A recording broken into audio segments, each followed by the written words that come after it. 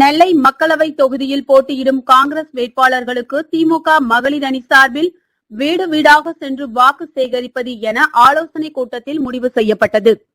இதில் மகளிர் திரளாக கலந்து கொள்ள கேட்டுக் கொள்ளப்பட்டது.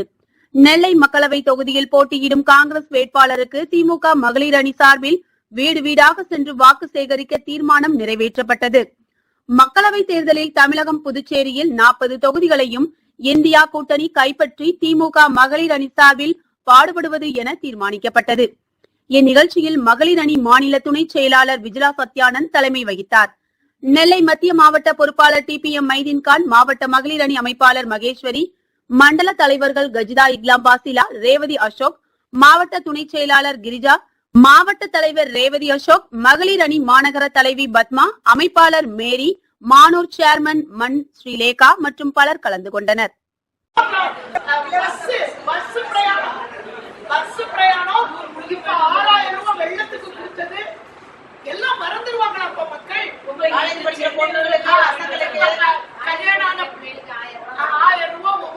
கல்லூரியில படிக்கிற பிள்ளைகளுக்கு 1000 ரூபாய், அவங்களுக்கு பட்ட மேற்படிப்புக்கு, அதுக்கப்புறம் முக்கியமானது காலை உணவு திட்டம். அந்த காலை உணவு திட்டம் இப்போ அரசு உதவி பெறும் பள்ளிக்கு தான் வருது. இப்ப அதையும் கொடுத்தாச்சு.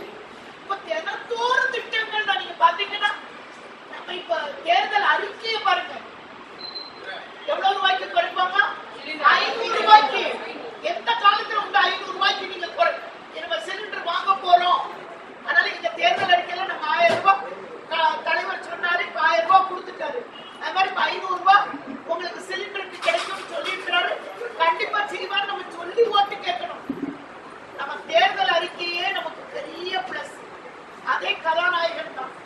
கதாநாயகன் அதாவது நமக்கு பெரிய மேனிபெஸ்டோவே